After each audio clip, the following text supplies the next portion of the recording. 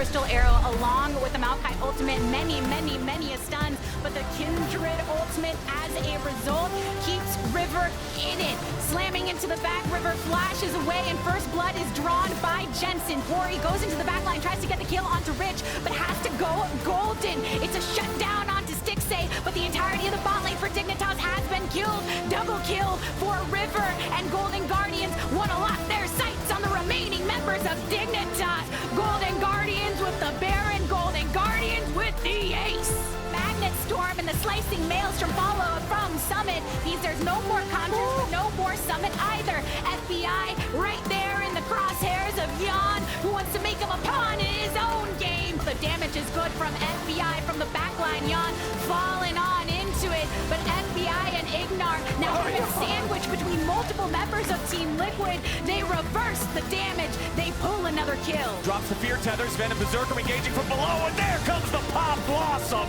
And it's first blood over to C9 and Ibanez. Blabber still in the 1v1 against Spica. Here in the Drake pit as Prince is chased away by Berserker. Blabber gets the kill in the 1v1 of Berserker. Picks up another.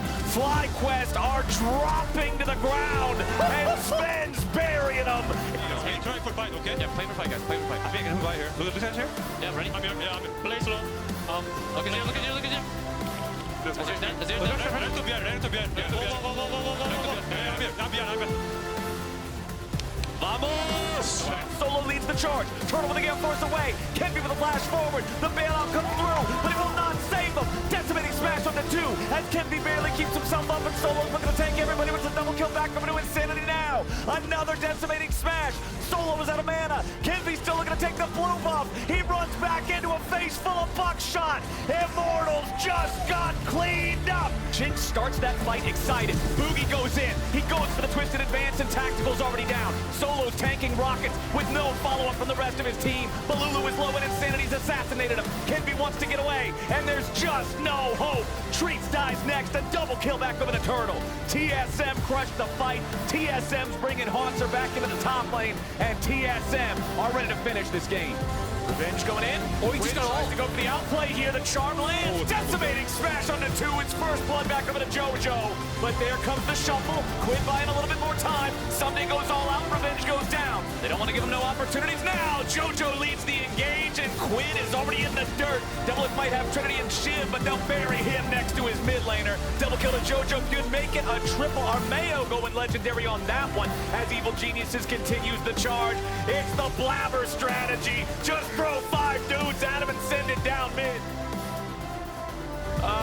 Okay. Just witness Pastry Time get murdered by Raz? Yeah, Raz may or may not be committing federal crimes on the Analyst Lounge, but here at the capture desk, we're having a good time. Welcome to LCS, the American justice system, still waiting to collect Raz, but That'll take about charges are pending. You're still here. Pastry's Australian though, so like, is it? Well, that makes it an international crime, which just takes longer. Anyway, we're back. If they come for me, I'm going back over the border. Back to Canada. That was Wednesday. This is Thursday. Here's the standings and the schedule for today. Now on one fancy graphic where you can see all of it. Cloud9, Team Liquid at the top, and FlyQuest still at the bottom. As expected, 100% as we all predicted at the start of the year. Yep. New Vulcan joining FlyQuest was going to tank that team. I love this graphic still. So what it doesn't give you is it doesn't give you the schedule in order, but it does give you the schedule for the remaining week, which is still... Yeah, it's 4 teams. Obviously, C9 versus 100 Thieves is not the first game of the day today. EG with FlyQuest TL to close out the week is going to be a really big make or break for them, because easily they could go 0-2 in that and then 3-3 and their start is no longer feeling as impressive. But if they actually beat FlyQuest today, get the Ayla victory lap over Vulcan, and then somehow take down TL, they'd be tied for second or first. They even have the motivation. TL Academy former players not believed in by the org.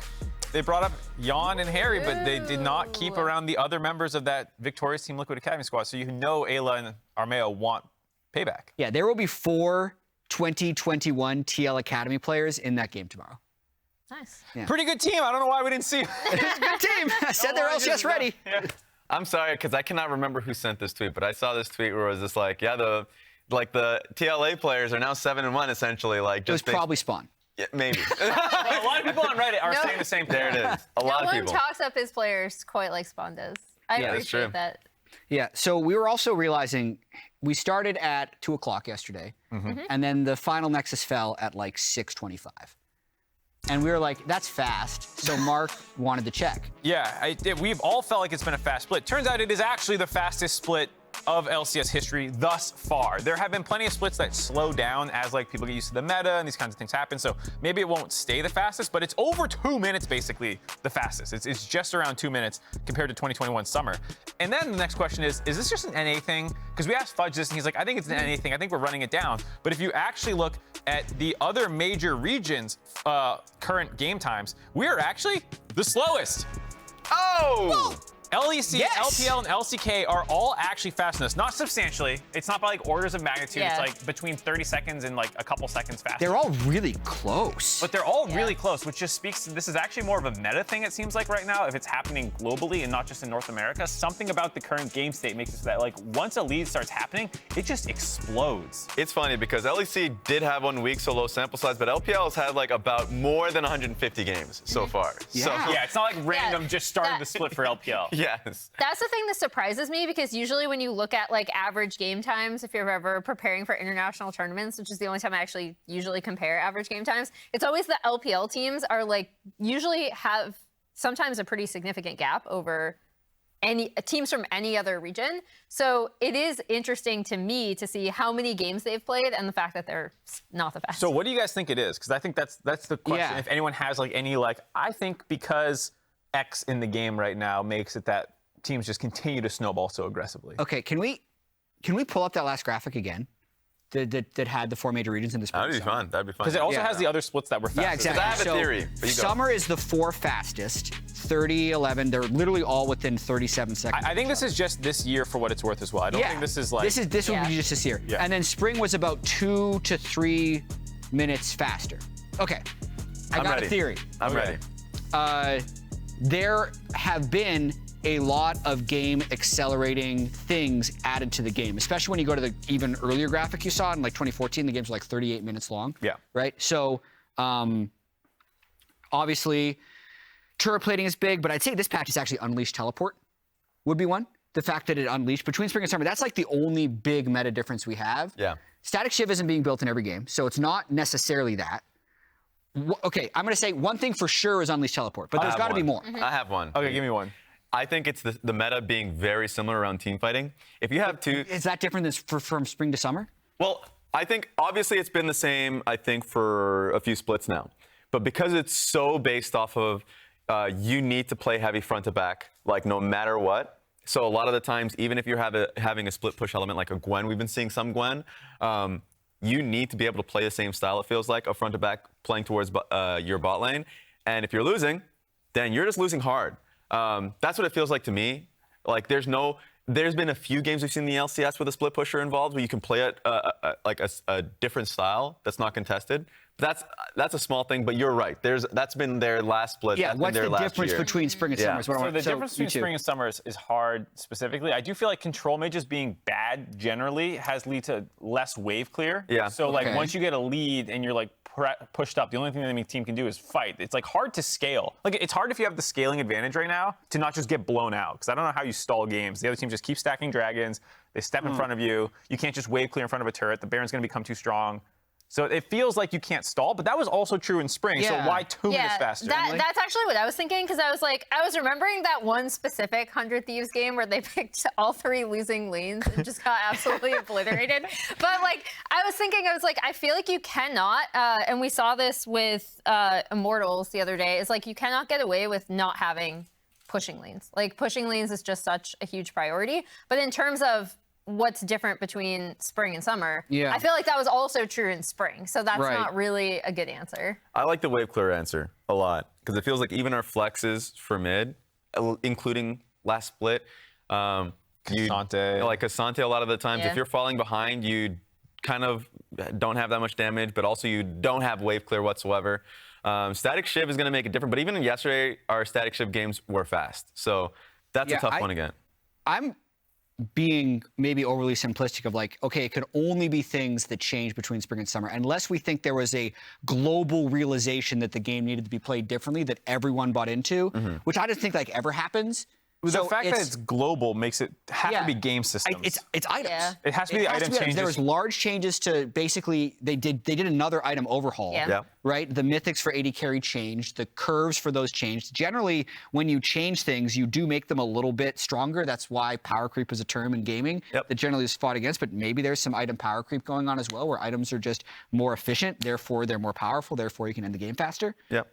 That's my most educated guess. I'm buying it. Yeah. I'm buying what you're selling. Big Good fan of that. point, Mark. This was What a discussion, Let's huh? go. With our powers combined, we came up with a hypothetical answer. what does Freak think about this? Someone clip it and ship it to the balance team and let them. But this is like to me, this is very substantial. Yeah. Yeah, the fact that every region is around 2 30 to 3 minutes faster. than last split. Yeah. Damn. All right, what do you want to talk about, Russ? That was Mark's point. Oh, nice What a setup for me, by the segue. way. What a segue. I thought for sure yours was going to be more boring than mine, and I'm wrong. So let's talk Maokai. You picked Maokai? You got a entertainment value, guys. Let's What talk is Maokai. this? What makes Maokai an amazing champion? I'm gonna go to bed, dude. You let me know when you're done. I'm just gonna take a nap on the ground here. Well, if you want to have fun, don't pick Maokai. But if you want to win, that might be the ticket. Okay. I think it has like a 55% win rate in the LPL right now with a substantial amount of games being played. But anyways, a lot of the times you can get it past the early lane, in which you get to struggle a little bit of times. We've seen Spica struggle a little bit with it in the first week because you get invaded. But if you get past that, it's incredible at being able to mark targets. So in this game specifically, as you can see as I blow up the minimap, as we get this going, there is a threat coming. It's the Rel. It's who he's Rel. You'll probably see. I don't even need to blow that up. He tries to wrap around this. Now, they do have a ward as I pause this, but saplings. Obviously, he used the sapling to even get to this area. He used the sapling to get here, but thankfully they already have a control ward. So there's a lot here that makes this positive. Now here's where Maokai comes in. So disengage pretty clear, but also just, if you just missed it, we'll play this one back. It's the ulti, Maokai ulti. To the river. Yeah, it's Maokai ulti. Now, it's sad that Licorice and Stixay are in Africa and would not be able to help him in any way, shape, or form, but it does such a great job in disengaging and also just isolating the Rel and the Akali to fight on their own for a while, and it makes it easier for Dignitas to be able to win this fight. So they eventually do. Yep. So that's great at being able to mark targets in a flank, or if you need to be able to take space back. So IMT does a great job here of being able to, hey, we're behind, let's just try and flip for this. And we have great vision around Baron, so now if they walk at us, that's going to be disadvantageous for them and their composition, right? So what do we do? Now, I'm not going to play the whole team fight for you. I'm just going to play the idea that TSM has. Bugi does a great job of being able to throw a sapling here. They have an idea that Treats is here at a flank, so it's like, okay, Nautilus is not there. But honestly, if Nautilus was playing front to back to begin with, at the disadvantage with Insanity being down, like, you still are in a pretty bad spot as TSM. So they use, as I play this one back just a little bit more, they use Maokai ulti to push forward, to push IMT back. No matter what, even if it's Nautilus being at the front, they can focus him down, while Bululu and Tactical are not being able to hit. So one thing that I've noticed, Hauntzer rides it, kind of hugging the wall so he doesn't have to deal with Kenvi and solo. Let's clear the screen, play it out. And so now, suddenly, he's face-to-face with Bululu, and he's face-to-face with Tactical. He's tanking the few. He flashes away, so he's buying a lot of time. Meanwhile, Treats is getting destroyed. Would have happened anyways if he was with the team. It's just tough to deal with Maokai in team fights, both as he's engaging and as he's disengaging and isolating the flank. So, great champion. Really entertaining, Mark. Don't make me hit you. No, actually, that was a good breakdown. I went to the ground like at the very beginning, and then I just committed to That is a good idea. It's like I can't get up now. But I for sure was like, all right, he's got the boring point of doom. He has stats in a full screen, and then it turned in probably the most interesting part about this is like, guys, it's Maokai time.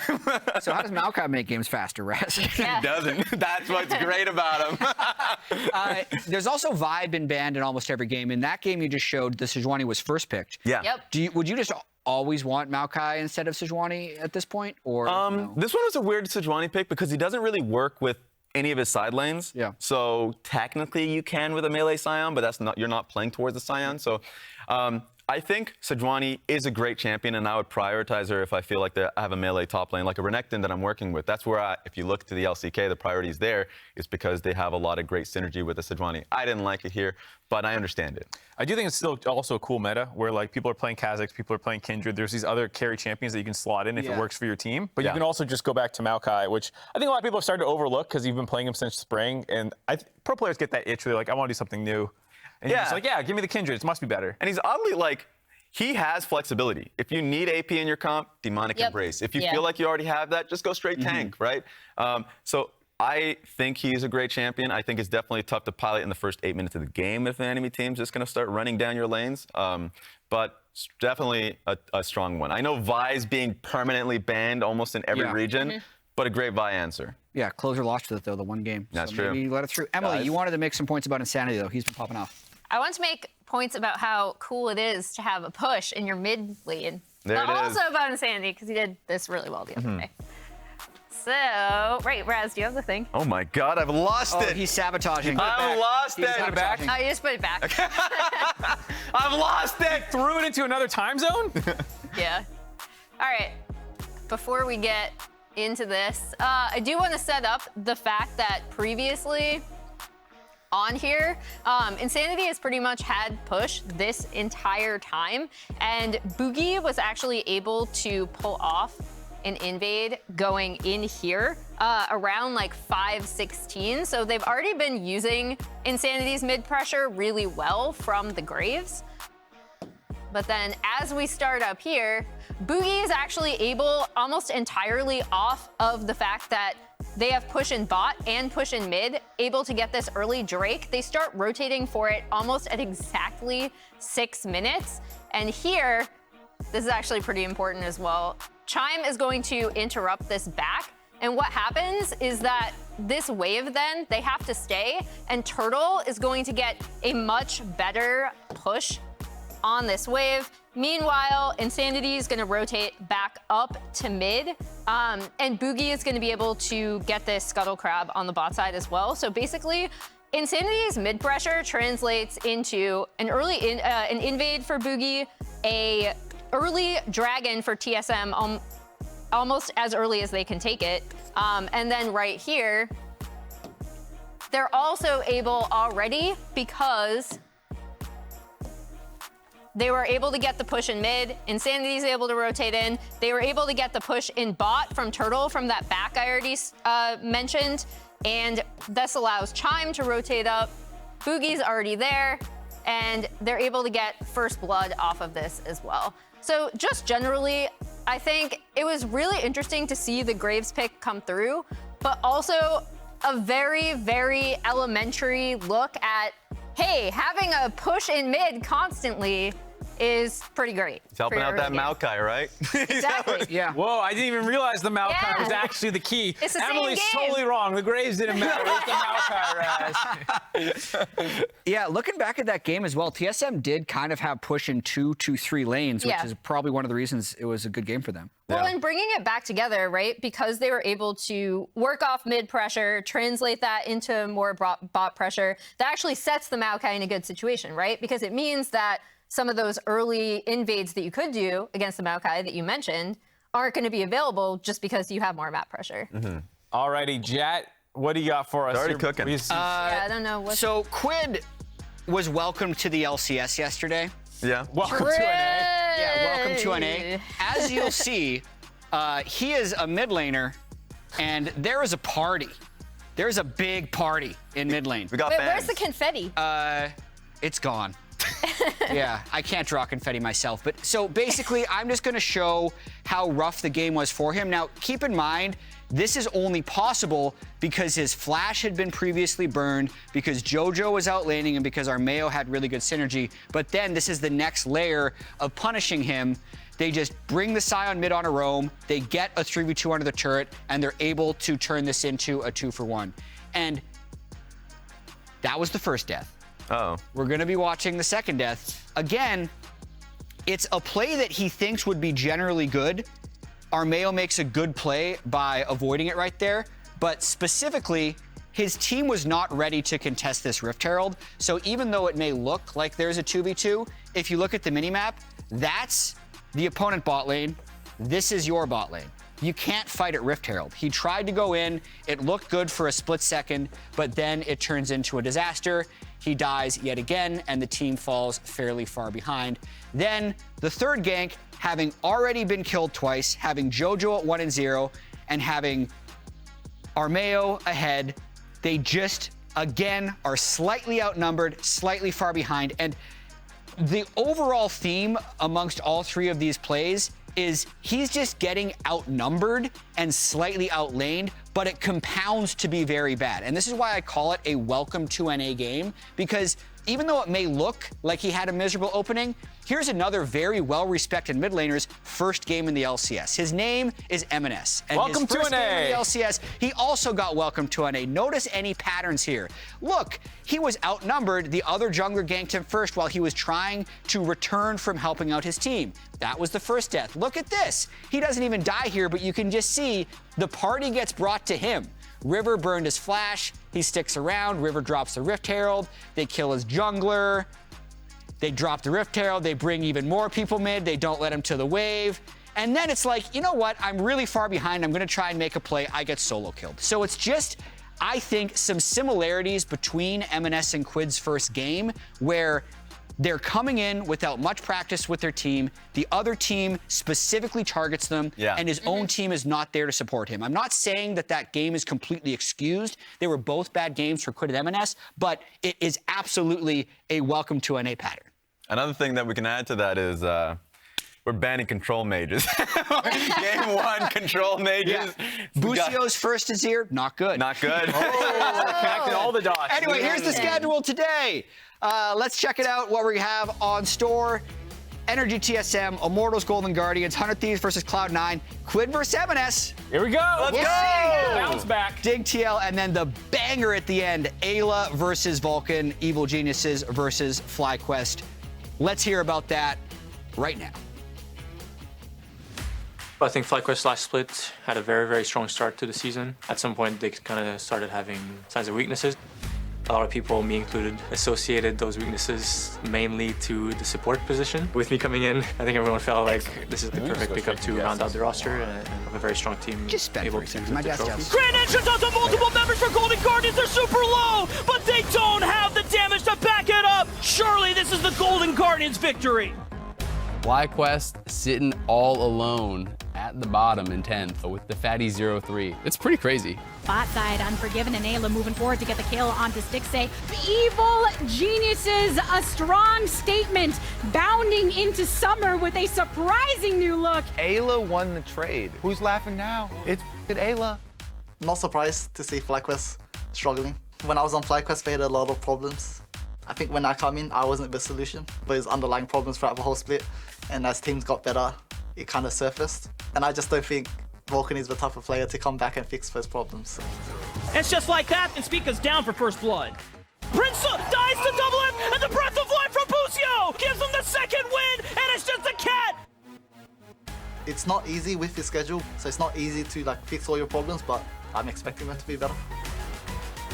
I don't really feel pressure from expectations anymore. It's more like, yeah, hell yeah, I'm up to the challenge. People's expectations will be much lower now, and it'll be fun to prove people wrong who probably write us off after 1 week. Coming out of that, obviously, like the Vulcan versus Ayla matchup is hype specifically, but also it was really interesting for Ayla to be like, the team already had underlying problems that were not exposed because they were doing really well. Yeah. When I came in, we still had those problems and they were difficult to deal with. And then you saw it like surface as like teams got better. And I think it ties into some stuff that you covered yesterday with like their Rift Herald setups and stuff like that, where like they could get away with it in their prior games sometimes. Because not always, actually. Their Rift Heralds were a pain point then too. But like because the rest of the team was winning. Like they were either winning in lanes or they were making some good individual plays around the map. But now that that has started to fall apart, it is really interesting to see if Vulcan can help turn it around or like what those problems were that were kind of always there with the rest of the team. And I just love the fact that they swap teams, and this is the turn of events that nobody expected. Yeah. Yep. And then maybe FlyQuest just dunks on them. We don't know. We're going to have to possible. see in Game 5. But we have 4 minutes until the first game, and yesterday was our first day on patch 13.12. So it's time for Jazz Stats. What is this Rafa song? with a jingle? It's improved since last time, Chad. It's pretty long, but I'm here for it. Is that Rafa or am I? That is Rafa. That is Rafa. He wrote and performed it. But he had like a So, question 1 was actually asked yesterday. Let's take a listen. You're stealing my All thing. right, over under on how many static shivs are we gonna see tomorrow? Oh my The last God. question. How many static shivs were built today, Raz? I don't know, man. I'm going 20. No, What? No. 30. What? 30. What? I'll say 30. What? Dude, what? I don't know. I'm throwing a number. There's 5 games played. Yeah. That Are was you my sticking half-court with your shot. answer? No. That was my half-court shot. 45. No. I'm doing 8. I said 12. I'm going to stick with 12. I feel good about 12. So the actual question is how many were built yesterday? Okay. Yesterday. So 8. yeah, he says 8. Well, the answer's on screen now. I say 8. Yeah. Oh! No, I said 12. Yeah. He 100% went back, rewatched the broadcast. I didn't. got the I answer. swear I You're didn't. such The a fact that you guessed 30. Do I get this right? Because I was the one who asked Raz the questions. Yeah, then he Emily studied gets for the it. Emily gets it. So question number 2 is in 15 games of LEC, how many static shivs were built? Ooh. So there were 8 yesterday in NA in 5 games. How many did the LEC build in 15 games? Remember, they were on patch 11. I'm going 8. Guys going 8? In 15? Yes. One every other game? 15 games. Yeah. I'm going 27. I'm gonna go 17. Let's roll it. What's the answer? What? In 15 It games? felt like more, right? I saw the games. Watched. Yeah, I was gonna say. Well, I that's why watched Europe LEC. sucks in the meta. NA The Gets closest it. numbers. I'm terrible. It I'm the also closest. got buffed. I get a number point, Oh, right? I thought they were on 13, 12 too. That's close enough. No, they're on 13. Well, see, there you go. I just don't watch. Okay. I didn't know they were on 13. This 11. one's actually- That's a cheat. They were on This a was different actually patch. about NRG TSM. 15.8 control words per game. This player leads the league in control words per game by 3. Which player is it? Well, it's a support. So the That's question a is, good guess. Is it It's Chime gotta or be is it? Chime or? Dumping. It's not words. IgNar, so it's Chime. Yeah, Chime. Who's dumping words? Can't be IgNar. I'm going treats. It's IgNar. Why can it not be Wait, IgNar? He's a really? Korean support. He played the longest games. He did actually. 15.8 control words per game. He's just Oh, wait, littering yeah. those. Well, I across guess the he always wrist. looks for flanks, so he's spamming. Because Yeah, he's in my also- head, he's just always looking for flanks and not Yeah. buying wards. But I guess you have to have Yeah. wards to flank like that. Yeah, you do. In my head, I was not remembering that they had. I want to say the longest game that we've had. Yes, right? exactly. Oh, the With comeback was NRG. against them. Yeah, Yeah, because like yeah, Probably bottom that 25 in that probably game. like skewed his control ward numbers heavily. Okay, I let's win, pull up right? predictions. NRG versus TSM. You don't win unless you get it right. So predictions are up on the stage. I'm the only one picking NRG. Wait, we match for everything else. I guess. Boring. Well, that look at the makes sense. 90s. There's 3 90s in the middle of the day. The 96 by TL. There's no way they win that game 96 times out of 100. Well, so last time Dig had giant mismatch, they won that game. Remember? yeah. It was the one where it was like 99%, and then they won, or something like that. So yeah, Dig's gonna win game 4. We're all wrong. We've all lost faith, including the fans. You never of know what's going to happen in the FlyQuest. LCS. Stay Everyone's tuned lost. until game 5. That's the banger of the day. But the biggest controversy on the desk was who's winning between TSM and NRG. Casters, take it away.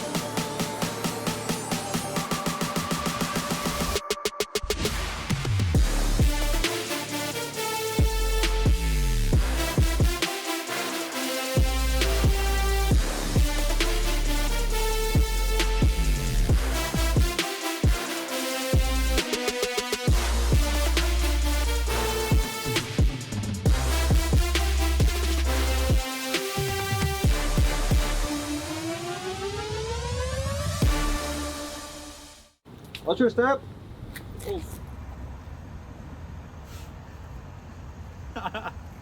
Oh my God. They let us show that on broadcast. That's the kind of intro I like to see, though. Talk it. Talk it, NRG. Yeah, see, you gotta respect when the trash is talked prior to the game. Right, That's right. what you love to see, because now if they get beat down, TSM can meme the crap out of that. Yeah, they just wipe their shoe on the floor. No big deal. Ladies and gentlemen, welcome to another day here at the LCS. I'm Captainflowers, that's Azael, and we're going to be bringing you the first 3 games here today, starting off with TSM versus NRG. The devs talked about it. This is the only game of the day they're even disagreeing on. So let's see. TSM has been coming out a lot stronger than people have been expecting. Yep. Insanity's been having a solid showing here in the mid lane so far. Yesterday broke out the Lethality Graves, the first Graves mid ever played in the LCS. Had a great game. So let's see if NRG can stop them in their tracks. The bans are going fast. Malphite, Lucian, Xayah, Nico, LeBlanc, Milio is up. Sejuani, And not all first banned picks? away, and Vi locked in first. I feel like you're trading for Milio then, no? Like, it's been such a strong pick that we have been seeing. It's not going to get locked in just yet. It's interesting to see the Malphite ban because Hauntzer had been playing so much Malphite in week 1. I think he's played back-to-back-to-back Malphite. So didn't want to give that over to him. It is going to be the Jinx. I am really surprised, though, that they're that concerned about the Jinx and the Cassante instead of the Milio, especially like as a pairing with Jinx. Milio is really, really good. Maybe they do not have that same read that I do, but I feel like this champion is S tier. It is absolutely at the top of the table. And if NRG grabs it, it feels like a really strong start to a blue side draft where you're getting 2 picks potentially that you shouldn't really be getting either of them. Like Vi, Aphelios, Milio as your first 3 would be pretty nasty. Well, let's see what they want to go with. Maybe there's some secret scrim meta where Milio's just been getting dumpstered. I'm not sure, but also a little bit surprised to see him left this far. Milio, you know, so far across all leagues is 94% presence and has a 57% win rate. And that's all leagues all over the world. So like in pro play, it is just kind of dominating, right? It is doing really, really well. It has been getting a tremendous amount of bans. It's not going to get picked up, though. Yeah. Neither team seems to care about it at all. So either the supports just don't like playing it, or they have a read, as you're saying, that there's something that is kind of changed that they can actually look to really answer it. But we'll see. Yeah, NRG wanted the guarantee on the Vi Ahri combo instead. We know how strong that this mid-jungle duo can be, so they wanted to assure themselves that would be in their wheelhouse. But over on the side of TSM, they're even going to pick the Maokai up, making sure that they can grab their jungler before that pool could get pinched any further in the second round of the bans. Gnar, the ban from TSM, wanting to keep that one away from Dhokla. And it is worth mentioning we are on 13-12 in the LCS, so Milio has taken some nerfs, but they weren't the hugest ones. Did get some armor nerfs, so he's a little bit more squishy, and his passive did get a nerf as well. So it is not as much damage being added. Kind of specifically trying to target, I think, a lot of the Milio Lucian pairings. Trying to separate Lucian just from having these specific supports. And maybe it is the read of NRG that the Lucian ban was a Milio ban. Maybe they felt like that is the only pairing that really could go with it. Right. Either way, Lulu going to be targeted now. Some supports may be getting some bans. TF going to be taken off the table. Really interesting because we haven't really been seeing any of that. But I have seen some static shift TF pop up in some of the games that I've been playing. It feels like it's a pick that could work with it. And Insanity is definitely confident to be flexible. Brought out the Graves first time in the LCS history for mid lane Graves to come out. So definitely could be looking for some more tricky picks. Yeah, I think it's all about Insanity. That's why you're willing to ban this away, because you're going up against a guy who's not as cautious about breaking the meta as other players might be. But Rakan locked in to be the support there next to the Jinx. This is locked in with Milio still not being banned in the second half. Gnar, Lulu, Twisted Fate, and Jace all banned away. Back over to NRG. Thinking about this Renekton here in the top lane, expecting it to go up against Cassante. Remember that can flex back and forth between mid and top. But there's the Milio, finally, the 5th pick for the blue side, the 9th pick overall in the draft. Milio finally goes over. Yeah, it is kind of crazy, when you think it's falling this far. But again, it is 13-12 that the LCS is on, so that is definitely having some impact on that. But so far, in this split, it has been 100% presence, has been getting, picked and banned every single game in the LCS. So to see it actually almost fall all the way through draft was surprising to me. So Insanity's going to be playing the Graves again this game, back in the mid lane. I was actually, when I was in makeup earlier today before the show started, TSM came in right after me, and Insanity was talking about, I said, hey man, awesome job yesterday on the Graves. He was like, yeah, messed up the build a little bit, could have got a lot more damage. I was like, oh, what changes would you have made? And he said, I could have Eclipse over the Ghostblade. If I wanted to go Ghostblade, I should have just done that and then gone Black Cleaver second.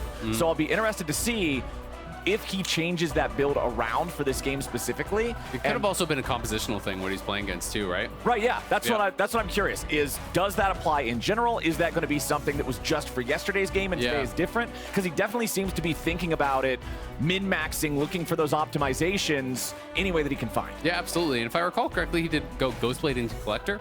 So, you know, that was kind of the 1-2 combo that he went for. The Ghostblade move speed was actually looking really nice at a couple times throughout the game. You know, the auto combat move speed plus the active does really let you get up and down on the river very, very quickly. So back-to-back games here. Never played in the LCS before yesterday, and now back-to-back mid-lane Graves picks here for Insanity. The Milio, as we touched on, did in fact get picked by IgNar. It's actually 6-3 so far in the LCS, so Milio has been doing very, very well when it is getting through bans. And I mean, when you look at TSM's composition, you've got a Rakan engage that can be followed up by a Maokai follow up there with the Nature's Grasp.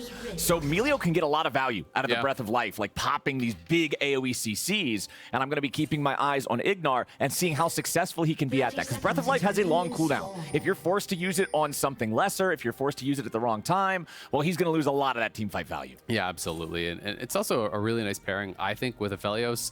You know, Aphelios, especially in the early levels, with the sniper gun, you know, you have that cozy campfire, you have that increased range when you already have that really long range with that sniper, can be really nice, you know, in the early levels of that 2v2. You can see some action down around that bot side. TSM was sending 3 down to potentially stop any sort of a brush check or kill off a side lane ward that could be dropped there. And Hauntzer just camping in that tri-brush. They're trying to make sure that they have eyes on everywhere that NRG could actually be looking for these invades. And now it should have full information of where that ward was placed.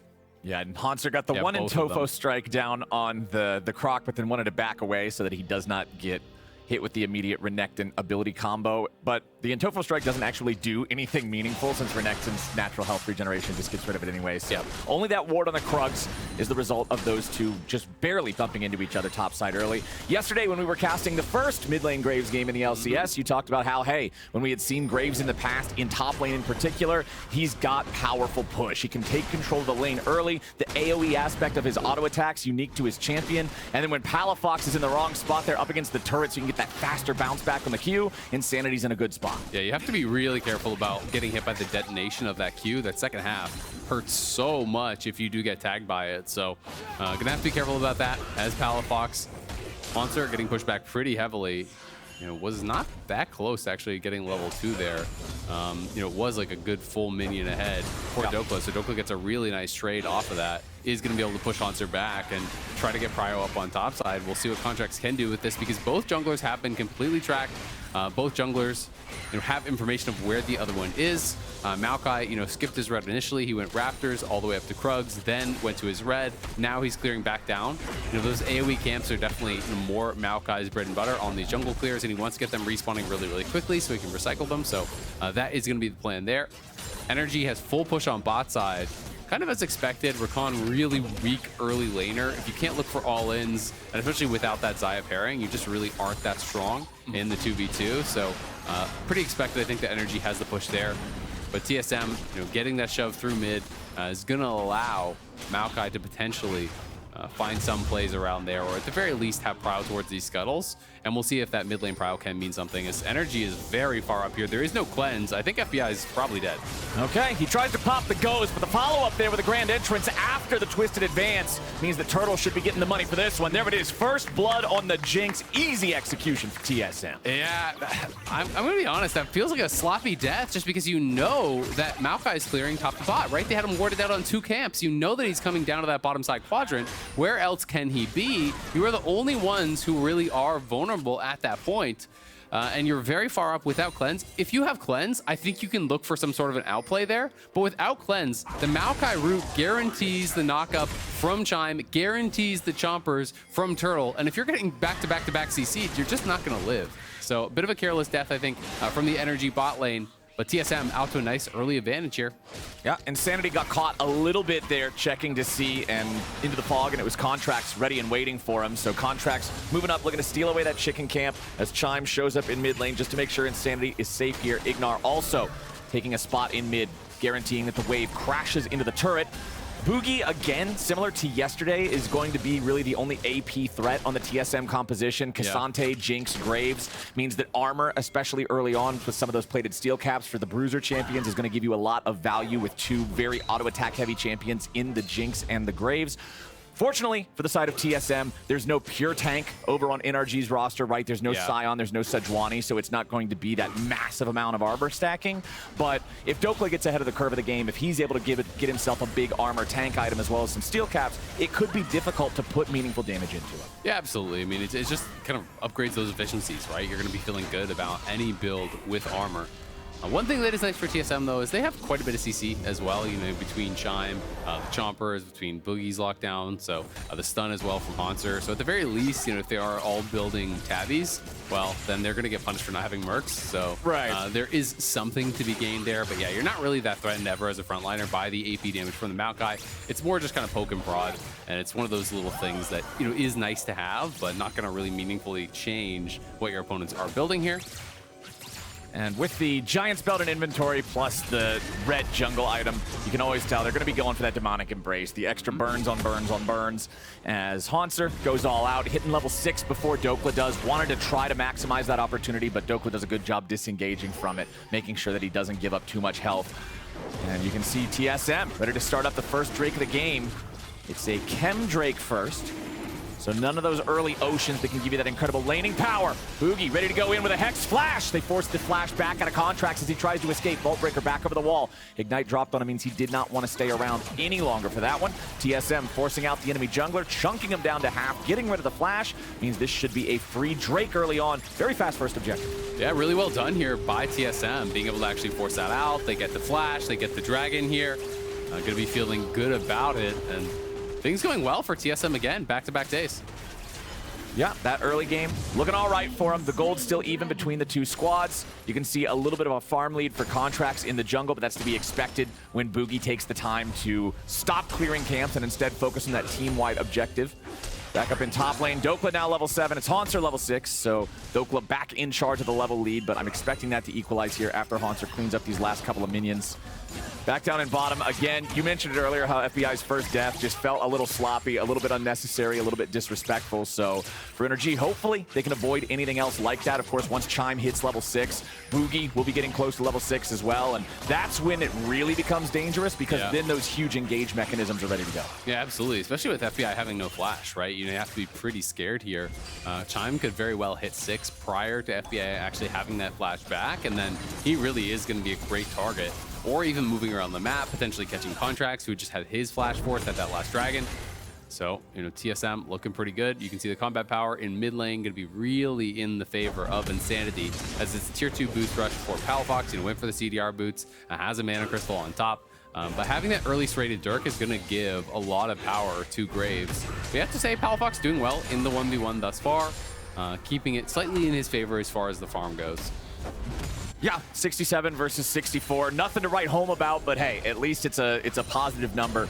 Honestly, the gold's so close between the two teams. NRG getting enough to make up for that first blood just from a little bit of these farm leads here. The jungle, the top lane, the slight edge in mid like you're talking about. Where do you expect to really see our next fight take place? You can see Contractz starting up the Herald right now, but Chime, to be honest with you, is already here too, yeah.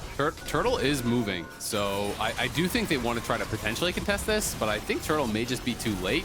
This is already gone, and you shouldn't take a 4v5, even though you can throw out that ultimate from Jinx cross map. This is going to be gone, and okay, they're going to look for it anyway. Bugi wants it. They throw out the Nature's Grasp, and they're ready to follow it up here with a quick. This Chime is low, and he's about to drop first, but Insanity's kiting back away from Contractz. Palafox here with a chase. Chime escapes with 100 HP. Hauntzer goes all out. The follow-up's there on Turtle's FBI, here. and Hauntzer takes him down. Turtle's ready to get excited, and TSM's already found 2. Dhokla wants Hauntzer, but he'll take Insanity out first. Hauntzer stays alive alive just barely. The health bars of the top in support of TSM are just holding on by a thread, but they get a 3-1 fight. How did TSM win this, man? It's a 4v5 that they're engaging into. Look how far away Turtle is on the minimap. Turtle is over here, by the way, when they actually are starting out this fight, so he's not even remotely close. But Hauntzer finds a good angle coming in from the top. You can see over on that right side of your screen as well, Contractz engaging back in onto Insanity, but Palafox not able to actually finish him off. Insanity flashes over the wall, so a lot of the resources were spent to try to take out Insanity.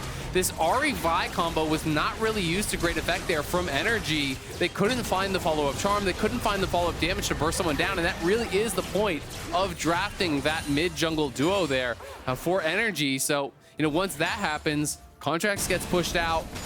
Hauntzer had done a really good job buying time on the other side of the fight. FBI is trying to chase through Hauntzer to finish off a kill. He's not even able to do that. So everything kind of goes bad. And Turtle, who had the luxury of pushing out bot and is now 20 CS ahead of because of that, also waltzes into the fight and picks up a couple free kills. Yeah, you look at it, and I was in the same place you were, thinking, okay, Turtle's making this long journey up here. It's going to be way too late, but TSM just keeps him locked down long enough. Yeah. They kite out the fight long enough. They play around those incredibly low health bars long enough that it doesn't feel like one of the plays that should have worked. No, it definitely shouldn't. And I think if you fight that 10 times, NRG's going to win the vast majority of them, right? If they're a little bit more clean on the engage and they zero out some of these targets, they had very split calls, and clearly the Vi Ahri was not really working that well together. They should have been able to get an instant kill or two, and then that could go really, really bad for TSM, but TSM do a good job in the fight, and let's be honest, capitalize on some of the big mistakes from NRG in it to now establish themselves a nice gold lead here. It is the Herald going over to NRG, but it is 1.3k gold lead and the Dragon here on TSM's side. And Turtle is going to be very far ahead. You know, with the farm he got, with the kills he got, he's got 1,200 gold ahead of FBI. Yeah. And in top lane as well, remember, you'll want to see your Renekton winning lane early on. You'll want to see him having control. Meanwhile, in mid, Chime swooping in to try to keep Insanity alive, as it was NRG looking to make the first move. But now Bugi swooping in with a Nature's Grasp. I believe everybody on NRG should be able to get away from this one. So we'll make a Death Rocket flying in. Wanted to see if they could find Contractz. Not going to hit him there. Not the best angle on the ulti from Bugi, but are able to keep Insanity alive. So another Vi Ahri ultimate spent. Not able to get the kill. They were trying to preempt the Dragon, and I think this means they're not going to bother trying to challenge at that Dragon. You know, they're trying to look for a pick on mid, try to kill Insanity, then use that to get Prio for the Dragon, move down there, try to get a free beat, tie that up. But at the end of the day, TSM do survive. They push back their opponents. This is going to be the second Dragon going their way, and the TP spent to go bot to answer the push there from Jinx because they didn't want to give up those free plates to WildTurtle, who's already very far ahead of the curve. But meanwhile, top lane, Hauntzer got to push out that. He's going to base. Most of that minion wave is being denied as well. So TSM is just winning out across the map. And the thing that I was going to say before we had the skirmish in mid is Cassante was the first champion on the map with a fully completed item. So the ability for the Renekton to bully him is going to be greatly diminished at that point. You can see the Gorge Drinker now completed for Dhokla. There's the Eclipse on Insanity. That's that build adjustment that I was talking about that he mentioned backstage before the show. So with the Eclipse built first, remember he's going to have that extra skirmishing capability with the proc from the shield and the extra damage, as well as having the scaling power of the percent penetration as you complete each additional item. Rift Herald summoned up in the top lane, gets that first plate, but the second one just a sliver away. Yeah, it has some decent move speed on it as well, you know, with the move speed attached to that mythic passive, plus the move speed proc on that damage proc from the item itself. You know, when you get the shield, when you proc the damage, you also get 15% move speed. Yeah. So it can be really nice, because Graves is already relatively high mobility, you know, with the quick draw, with the ultimate to reposition as well. Can be quite powerful. You know, you really want to be able to get backline access when you are going for these lethality builds. It's so much about getting that full combo out on the backline, softening them up, you know, for your Cassante, for your Maokai as well, to just try to finish people off. And Insanity had a great performance yesterday, especially in some of the fights that were really scrappy. Yeah. You know, in those messier fights where Jinx is always going to be the main target, right? You kind of have to win. You know, to win a fight, you have to kill Jinx, right? And especially when you're playing via Ahri. But that means Insanity can be left open sometimes. And if you are trying to fight through the Graves, he really can make you pay, as he did yesterday. Well, NRG are going to have to make sure that they do the fights a little bit better than they did back at the Rift Herald, right? I need to see more coordination, specifically the Vi and Ahri that you're talking about. You draft this combo for a reason. It is a known 2v2 type of element and that has the same similar presence in larger fights where Vi guarantees the engage, point and click. Ahri can then find the charm. If she's going for the Everfrost build, it's just layers upon layers upon layers of CC. There's plenty of good targets on the side of TSM. You have 3 viable targets to burst down, and honestly 4 until Bugi gets any sort of tankiness. So I need to see more coordination from NRG. I need to see everybody going in on the same target and achieving this burst so that they can try to win one of these fights if they get another 5v4. Yeah, absolutely. You know, they have to be really on point in these next fights because it is TSM, I think, establishing a pretty nice lead. That being said, there is really good scaling, from the bot lane on the NRG side, so you can maybe pray for the Aphelios Milio carry later on. I don't think that the front line is nearly as good, though, and that can be problematic as TSM looking for a fight here. Yep, Chime's ready to swoop in to try to help Bugi. They want to turn it around on Contractz. Super Mega Death, Rocket, and WildTurtle's ready to pop off. Dhokla has to disengage with the Dominus, and TSM already found one. NRG just delivering them a freebie. Yeah, and that's going to be Herald here once again. NRG was feeling pretty confident to walk up, but Bugi's in the area. Chime is there to follow up. Turtle comes over, finishes him off with the ulti. That gives him the reset and the move speed to follow into that fight. And Turtle's kind of just getting served up these free kills, it feels like, and is getting so far ahead of the pace of the game now that it's going to be really hard for FBI to have much of an impact, I think, on the game. And they're going to get this Herald off of this for free as well. So it's not just the kill, it is the objective there to follow it up. Now let's see how much Turtle has in inventory. Yeah, he had a good 1,500 in pocket. So goes back, buys up a BF, likely working towards the Gale Force. That is what we're almost always seeing these days. Yeah. Of course, I talked about some of the other builds that you can go for yesterday. There are other viable mythics, but Gale Force is just so popular. It makes a lot of sense. Oh my God, he's gone. Palafox is... Oh, nicely done. He gets away. Not quite enough damage to burst him down there from TSM. Insanity does have the ultimate. The collateral damage is off cooldown. Maybe he just thought it wasn't quite enough damage to burst him, didn't want to lose the cooldown, hoping to make another play with it here soon instead. Yeah, I thought he was going to be able to zero him out with that ulti, but as you say, I just didn't think he had the read to actually get the kill. Palafox gets away. He will wipe the sweat off his forehead with that one. That was way too close for comfort. And NRG can't afford to be giving away any more of these freebies off of a random side lane play. They're starting to slip away from the game being as competitive as they'd like it to be. About a 2,000 gold lead at 16 minutes is something that you got to be mindful of. The game's not lost yet, but things are trending TSM, and it's not looking to change anytime soon. 30 seconds to go till the third Drake of the game spawns. TSM's already got the first 2. Absolutely, and NRG really do want to try to make a splash in this league. This is the first time they're back in the league for a really long time. They've been out of the league ever since relegation a long time ago, and I think the expectations were fairly high for this squad. People looked at CLG, they said, all right, you got 4th in spring. Most people agreed that it was going to be an upgrade for the bot lane, so people were thinking that they would at least be around the same area that they were in spring, but thus far it has been a bit of a rough start. 1-3 throughout those first 4 games, and if this one goes the way it's going, TSM about to push them down to 1-5 and move above 500 themselves for a team that I think a lot of people had a lot lower in the rankings than they have been thus far. I was expecting TSM to not look as good, but I also will say I think Insanity has been a big part of their success. Agree. And that is a big thing that I think, has kind of changed from a lot of people's initial perceptions of this squad, is they were kind of judging it based on the expectation Ruby would be with the team.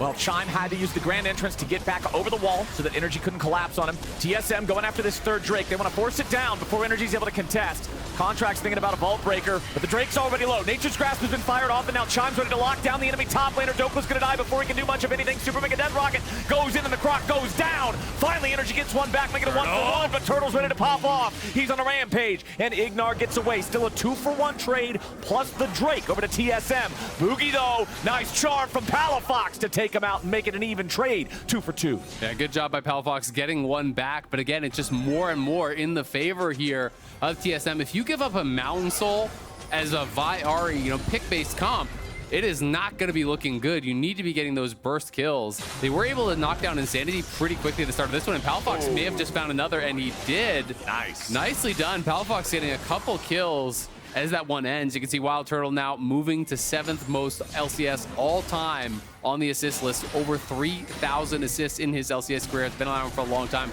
We can watch this one more time.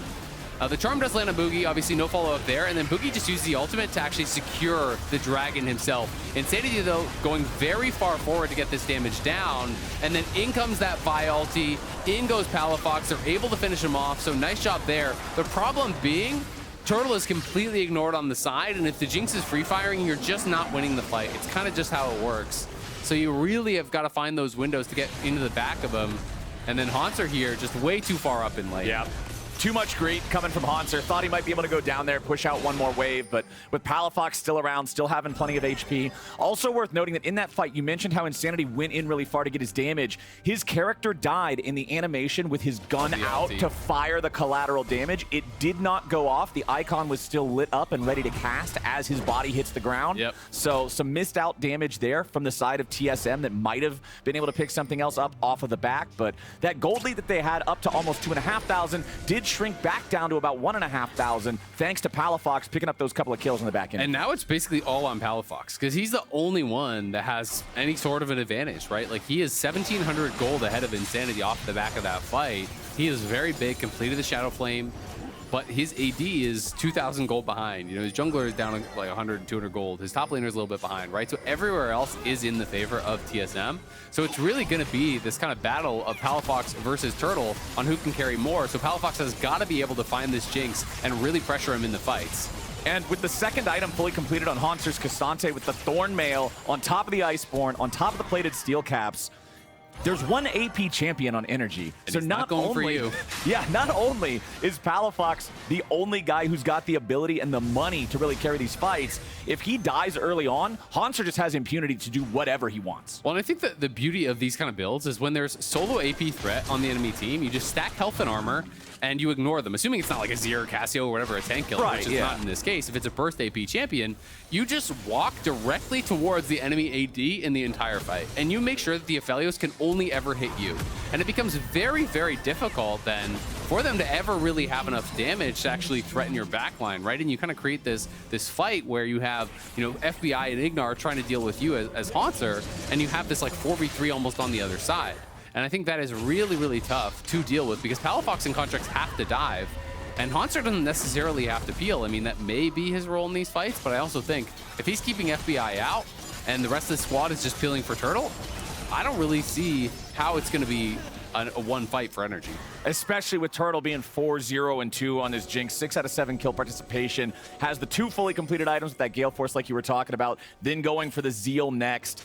Just, this is so difficult to deal with from NRG's perspective, but the problem is we're just barely over a minute now until what'll be the 4th Drake of the game and the Mountain Soul potentially for the side of TSM. NRG knows they have to answer. Yeah, I think Mountain Soul is pretty much lights out, barring some crazy set of circumstances. So NRG has got to get there.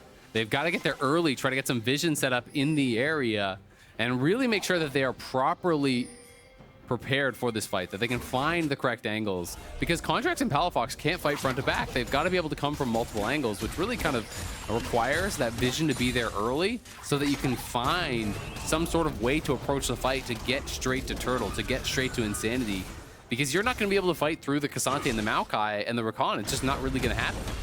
I like the pickup of the stopwatch here from Contractz because once he goes in, he's deader than a doornail. There's just no way out unless you do have that full invulnerability aggro drop. He's got a Divine Sunder and a Caulfield's Warhammer across the roll. You can see Bugi actually having the completed Radiant Virtue second, so significant bump in tankiness for the other jump. Yeah, and Insanity was pushing out top. He does have the TP if he needs it. Dragon spawning now.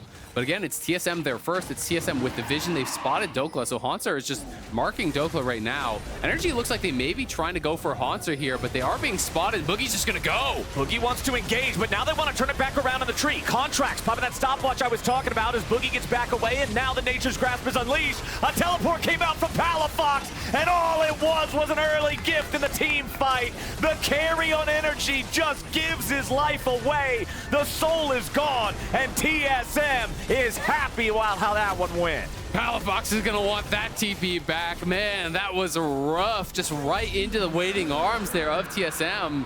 I think his read must have been, that the team is pushing forward and they're going to be beyond where I am TPing in. But when you arrive in the middle of the squad there, you're going to get locked down. It's point and click CC. And he was the real chance here for NRG. We talked about it earlier. He's the guy with the gold, so he had to make it happen, wasn't able to do it. And now it's going to be the Soul, it's going to be the Baron very likely here. Contractz trying to sneak around. We'll see if they can spot it. He does have vision on this Baron, but Insanity is hunting for him and has spotted him now. So just send Chime over the wall, chase him out, finish the Baron. But IgNar and Dhokla are arriving. This is going to get a bit awkward. NRG wants to fight it. Baron secured by the side of TSM. Dhokla here on the front line, taking the damage for now. Turtle's excited. 1 down, 2 down. Are they going to find the third? IgNar with a flash away as Insanity, stays on the chase here, looking for Contractz.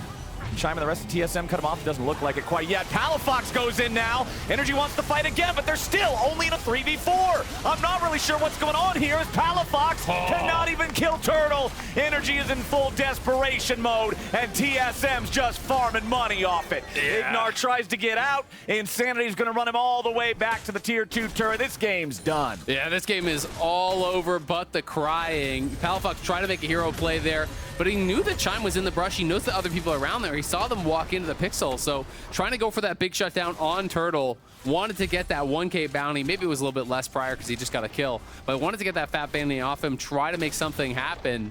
Unfortunately, you're fighting through the Maokai. He's going to get peeled up. He's going to get locked down by Chime as well. And Turtle just gets even more fed. 3 items completed now on this Jinx.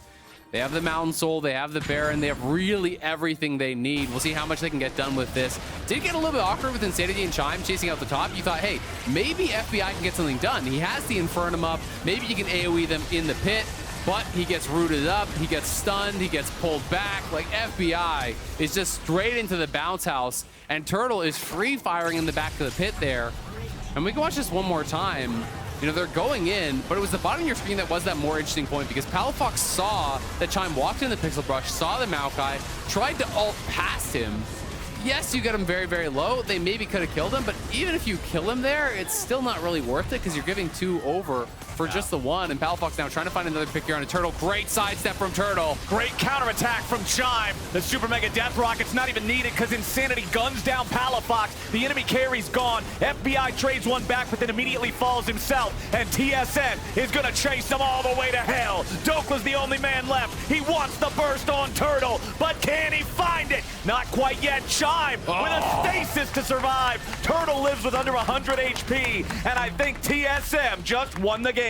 Yeah, they did it. Insult to injury. Dhokla can't finish anybody off there. Those blinking health bars will stay alive, and TSM will get another win this week.